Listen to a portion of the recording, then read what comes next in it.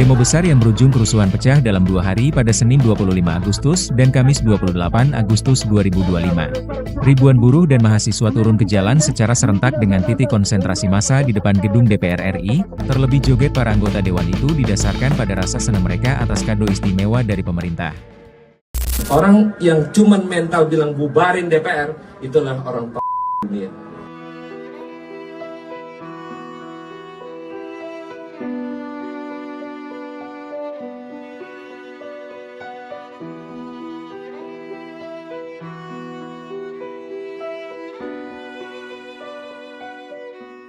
Miris, kita hidup di negara di mana berita besar hampir setiap hari datang justru dari gedung megah itu. Demo di depan DPR, rusuh di jalanan, dan kebanyakan dari kita marah karena kebijakan yang gak berpihak sama kita sebagai rakyat. Anggota DPR asik berjoget saat sidang penutupan. Kemudian tanpa rasa malu mereka juga menganggarkan tunjangan rumah sebesar 50 juta per bulan. Uang yang jumlahnya bahkan sulit dibayangkan oleh rakyat yang hampir tiap hari harus berpikir gimana caranya cukup untuk makan. Sampai hal itu aja dilogikakan dengan penjelasan yang logikanya nggak masuk akal. Yang lebih nyakitin lagi, seorang anggota DPR dengan enteng menyebut masyarakat tolol, paling bodoh sedunia. Kontrasnya begitu menyengat. Di atas, mereka hidup seakan terpisah dari realita. Di bawah, rakyat semakin terhimpit, bukan hanya oleh beban ekonomi, tapi juga oleh rasa kehilangan kepercayaan pada pemimpinnya sendiri, atau kehilangan kepercayaan pada pihak yang katanya mewakili kita sebagai rakyat. Dan di tengah semua hiruk-pikuk demo itu datang berita lain, bukan tentang pejabat, bukan tentang sidang, atau tentang tunjangan. Seorang driver Gojek bernama Afan meninggal tertabrak mobil polisi. Saat itu dia sedang menjalankan tugasnya, tugas yang mungkin dianggap remeh oleh banyak dari mereka. Hanya mengantarkan makanan. Bukan tokoh penting, bukan orang berkuasa.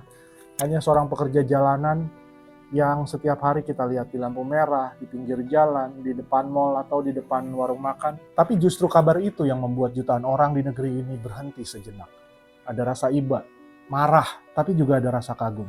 Karena dari sosok sederhana itulah kita melihat sesuatu yang hilang. Yang hilang di antara orang-orang yang duduk di kursi empuk kekuasaan, yaitu tentang komitmen, tanggung jawab, dan ketulusan. Ribuan orang mengantarkannya ke pemakaman. Doa-doa membanjiri media sosial dari seluruh pelosok negeri. Bahkan pejabat yang biasanya jauh dari rakyat ikut hadir memberi penghargaan terakhir. Semua itu karena satu hal. Hidup sederhana yang dijalani dengan penuh komitmen bisa meninggalkan jejak yang begitu dalam. Untuk itulah video ini saya buat tentang apa yang bisa kita lihat dan kita pelajari dari sosok Afan Kurniawan untuk bisa kita bawa dalam hidup di negeri ini.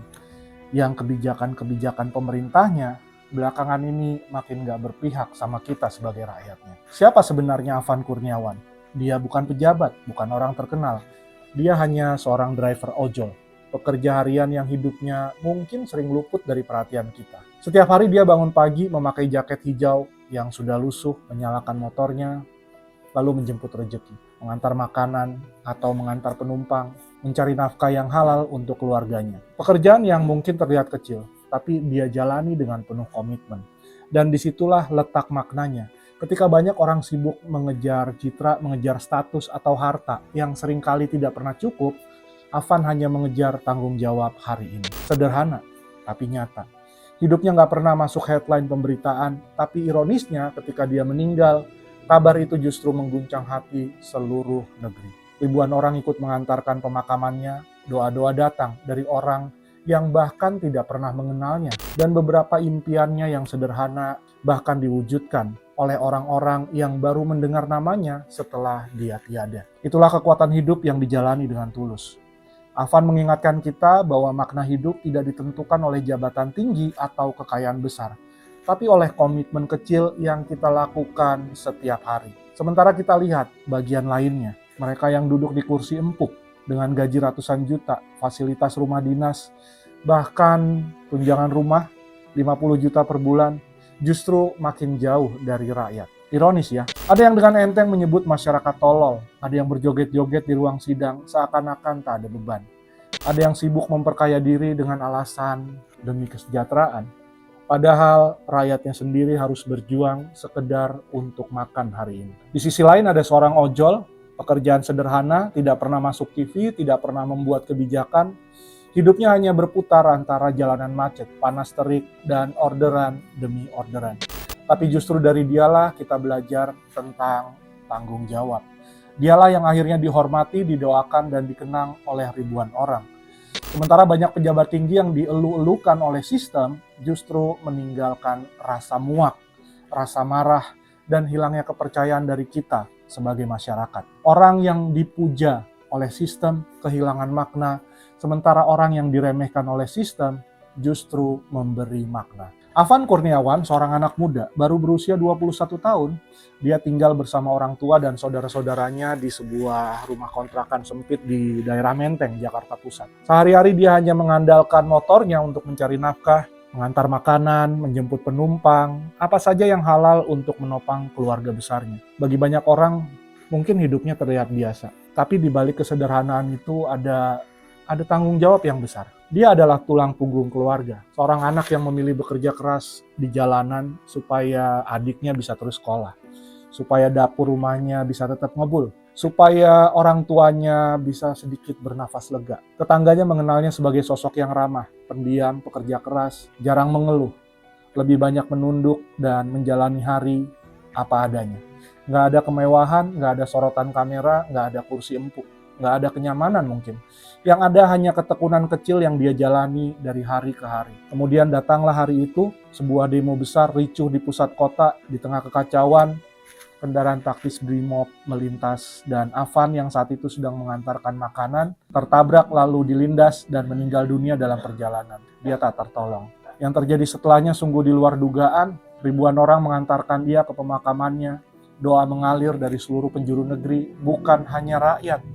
Bahkan para pejabat yang biasanya begitu jauh dari rakyat datang memberi penghormatan. Presiden Prabowo Subianto melayat langsung ke rumah duka. Dia berjanji pemerintah akan menjamin kehidupan keluarga Afan, bahkan memberikan sebuah rumah di Cilengsi untuk orang tuanya. Sebelumnya Gubernur DKI yang pertama kali melayat lebih awal. Dia bilang dia akan menanggung biaya pemakaman. Ada lagi Gubernur Jawa Barat, Kang Deddy Mulyadi, menjanjikan rumah lain di Jakarta dan menawarkan mengangkat adik Afan sebagai anak asuhnya melalui sambungan telepon. Gojek, perusahaan tempat dia bermitra, menanggung seluruh biaya rumah sakit, pemakaman, tahlilan. Kalau nggak salah juga memberi santunan serta beasiswa buat adik-adiknya. Semua itu datang bukan ketika Afannya masih hidup, tapi justru setelah dia tiada. Seorang anak muda sederhana yang mungkin selama hidupnya nggak pernah ngebayangin bahwa akan dimuliakan sedemikian rupa oleh satu bangsa. Dan semua itu terjadi karena satu hal. Dia menjalani hidupnya dengan berkomitmen, bertanggung jawab, dan jujur. Almarhum Afan memberi kita sebuah pelajaran yang jarang kita sadari. Bahwa kemuliaan nggak selalu datang dari pangkat, dari jabatan, atau dari harta yang banyak. Kemuliaan datang dari hal-hal kecil yang dijalani dengan konsisten. Afan setiap hari bangun pagi, nyalain motornya, dan pergi mengais rejeki. Dia nggak menghina orang lain atau bilang orang lain tolol. Dia nggak merugikan siapapun. Dia hanya berusaha jujur pada komitmen dan tanggung jawabnya. Tanggung jawab yang sederhana, bekerja halal untuk keluarganya. Dan bukankah itu sejalan dengan pesan-pesan dari kitab suci? Kalau teman-teman Muslim, Al-Quran di surat Yasin ayat ke-12, sesungguhnya kami mencatat apa yang telah mereka kerjakan dan jejak-jejak yang mereka tinggalkan. Maknanya bahwa amal kecil yang dikerjakan dengan tulus akan tetap hidup, bahkan setelah orangnya tiada. Ada lagi di surat Al-Hujurat ayat ke-13, sesungguhnya orang yang paling mulia di antara kamu di sisi Allah adalah orang yang paling bertakwa. Artinya kemuliaan seseorang tidak bisa diukur dari jabatan atau kekayaannya, tapi dari ketakwaan dan amal nyata. Afan dimuliakan bukan karena status sosialnya, tapi karena hidupnya yang jujur, halal, penuh tanggung jawab. Kita nggak tahu pasti apa amalannya sehingga dia bisa begitu dimuliakan setelah meninggal. Tapi saya yakin ada amalan yang pasti didawamkan oleh dia. Ada lagi kalau teman-teman baca surat Al-Baqarah ayat 154, dan janganlah kamu mengatakan terhadap orang-orang yang gugur di jalan Allah bahwa mereka itu mati. Sebenarnya mereka hidup, tetapi kamu tidak menyadarinya. Apa maknanya? Orang yang meninggal dalam keadaan berjuang mencari nafkah halal untuk keluarganya bisa dimaknai sebagai syahid dalam konteks kehidupan modern. Mereka nggak mati sia-sia, melainkan mereka hidup dalam kemuliaan. Kalau kita mengacu lagi pada kitab suci agama lain, kita bisa lihat hal yang serupa. Dalam Injil Matius ayat 3-10, berbahagialah orang yang miskin di hadapan Allah, karena merekalah yang empunya kerajaan surga. Berbahagialah orang yang lapar dan haus akan kebenaran, karena mereka akan dipuaskan. Berbahagialah orang yang dianiaya oleh sebab kebenaran, karena merekalah yang empunya kerajaan surga. Pesannya sederhana, orang kecil, orang miskin, tapi mereka hidup benar, justru yang akan mendapat kemuliaan. Dari Bhagavad Gita, untuk teman-teman umat Hindu pasti paham. Engkau hanya berhak atas pekerjaanmu, tapi bukan atas hasil dari pekerjaan itu. Maknanya mungkin kita nggak bisa mengejar hasil besar, kita hanya bisa setia pada pekerjaannya, dan hasil akhirnya justru akan datang. Mungkin setelah kita nggak di dunia lagi. Sementara dalam Dhammapada 122, setetes demi setetes, guci akan penuh. Demikianlah orang bijaksana, sedikit demi sedikit mereka mengisi dirinya dengan kebaikan. Kebaikan kecil setiap hari, dan akhirnya akan jadi warisan yang dikenang. Itulah Avan. Dia nggak ngejar citra, nggak mengejar popularitas, tidak pernah masuk headline, tapi kebaikan kecilnya, tanggung jawab yang terus ia jalani, pada akhirnya justru membuat satu bangsa berdoa untuknya. Dan inilah pelajarannya buat kita semua. Yang pertama, jangan meremehkan kebiasaan kecil yang baik. Yang kedua, konsistensi dalam tanggung jawab adalah warisan terbesar. Dan yang ketiga, hidup bukan soal apa yang kita kumpulkan, tapi tentang apa yang kita tinggalkan. Pastinya bahwa kita nggak bisa memilih bagaimana akhir dari hidup kita, tapi kita bisa memilih bagaimana kita menjalani setiap harinya. Apakah kita sekedar mengejar angka dan status, atau kita hidup dengan jujur, dengan tulus, berkomitmen dan bertanggung jawab. Sehingga ketika saat itu tiba, barangkali kita nggak bisa meninggalkan harta yang banyak, tapi kita bisa meninggalkan makna yang penuh.